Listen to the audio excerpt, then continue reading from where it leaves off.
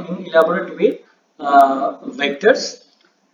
The students of class 8, 9 or even from 6, 7, you always remember, if you recollect your classes, there the teachers always tell that vectors are those physical quantities which requires both magnitude and direction.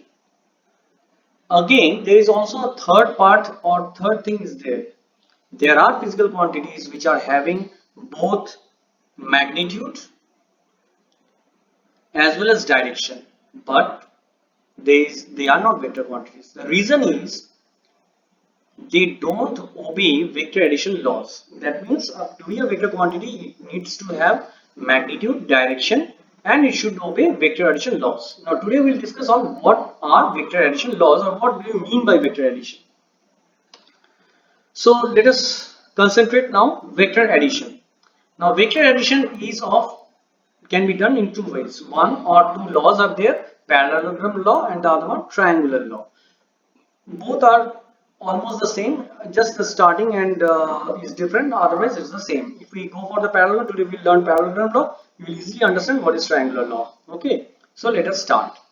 Now parallelogram law of vector addition. Let us take a box. It's a crate box, it's a heavy box, and what I want to pull it on one side with a force of A. Now if you see here A, in this A I have given a arrowhead over it there is an arrow.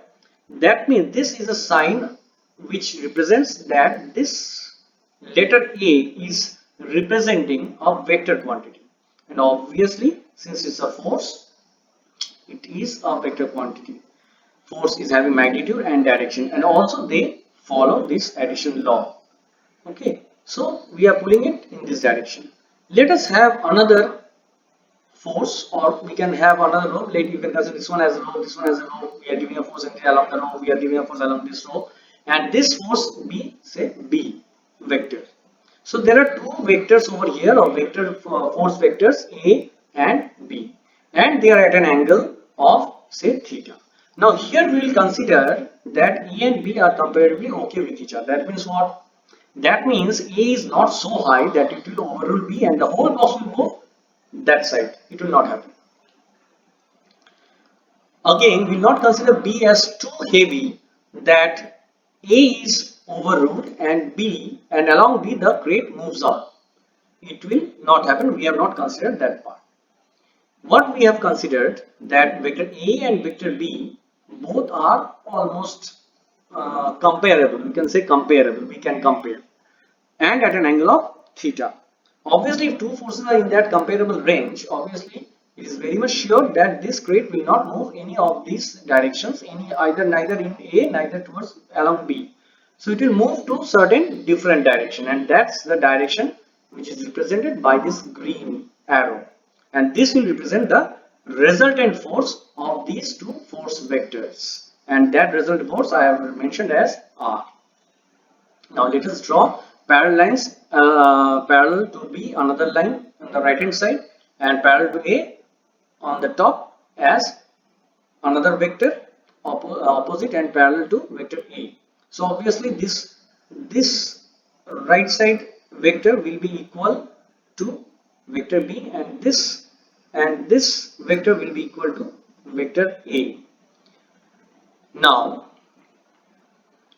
let us extend vector A and also extend, not extend, we'll drop a perpendicular over this extension of the vector A, and that drop of perpendicular means it's at 90 degree. If this is theta, obviously this will also be theta. Now let us now start calculating the magnitude of R first, then we will calculate the direction, and direction is represented by alpha that we'll see in the video. Now first let us point and name the just label the points. OP. OP is your vector A. PT, QT, S I have put over here. So OS is your vector B. So vector A plus vector B. This is your not algebraic addition. Since vectors are involved, so it's called vectorial addition. And we get the resultant vector R. That only I have written over here. Vectors A and B along OP and OS are considered respectively are considered as forces acting on the wooden box at an angle of theta between them. Due to the two forces, a resultant force comes into existence R along OQ, what I have discussed just now. Now, let us consider alpha also, or take alpha as the which will represent the direction of resultant vector. Now, this alpha you could have taken this side also. I have taken alpha this side to have in ease of making you understand. This alpha represents that resultant vector R is at an angle of alpha from vector A. Clear? Now, let us remove the box. Enough with the box. Now, we will consider on the theory part over here. Now let us consider the triangle OQT. If you see here triangle OQT, it's a right angle triangle. Opposite to this right angle, this is your hypotenuse. And since we are considering this alpha over here, then this is your base. The angle is with the hypo and the base. Okay. So now by Pythagoras theorem, what we can do, we can write OQ square, that is H square, equal to OT square, that is B square, base square, plus QT square, that is perpendicular square. That only I have written OQ square equal to OT square plus QT square. Now OT is again with two segments, OP and PT. That means OP plus PT. So OT I have written as OP plus PT, and QT square I have written as it is in the next step. Now if you see here in the equation, OQ is known to us, that is R. OP is known to us, that is A. QT is not known to us. Again, PT, that's here this term, this side is also not known to us. So what we need to do? We need to find out PT and QT in terms of vector and the angle. How will you do this one? We will consider another right angle triangle which is there in the form, if you see here, PQ and T. PQ and T. This is a right angle triangle again, and theta is the angle. What I said, that angle always lies in between, the angle whichever is mentioned to you, that angle will lie between hypotenuse and base. If this angle was shown in this side, then this would have been your base. Understood? So here we have considered this one as theta, and then this is your base. Now if you go for your class 10, if you will find, I'm not talking about class 8 and 9, they will have a bit problem here to understanding why it is so. But for you, it's only simple thing, cos theta. If you take the cosine function of theta, that's a functionality in maths. So cosine of angle theta, if I consider, then cos theta formula is base by hypotenuse. That means PT by PQ. If you see here, cos theta I have written PT, that is base by hypotenuse PQ. Now PQ is known to us. Why? It's a parallelogram. If you see the diagram, it's a parallelogram. Simple, we have drawn in that way only. Then PQ is equal to your OS, and that is B. So PQ I have written as B at the denominator side. Now PQ I have written as the denominator side. Now if you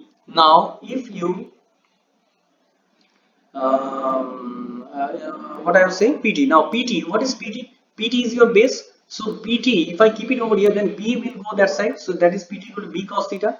Again for sin theta, if you see here, that is QT by PQ.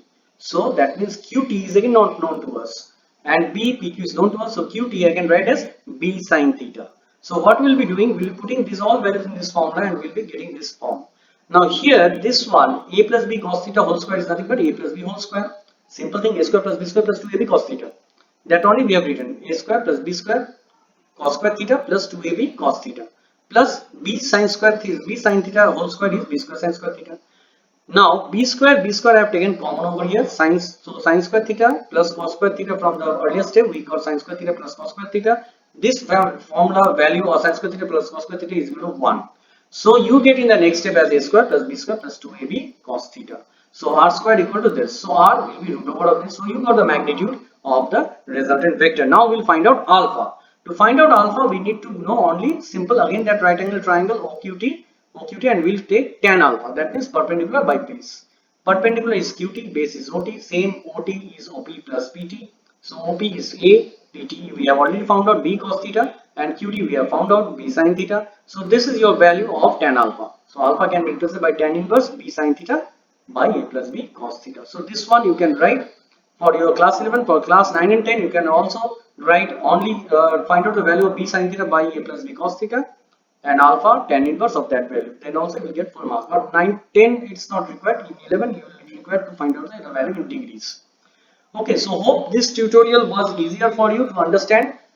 And thank you to all of you. I have tried to make it visualized from my aspect. So before, as you have seen the video, I understand. So please don't forget to subscribe the channel and hit the gong so that I get much inspiration from your side also, and you will also get notification and turn into this channel whenever you require some concepts on physics.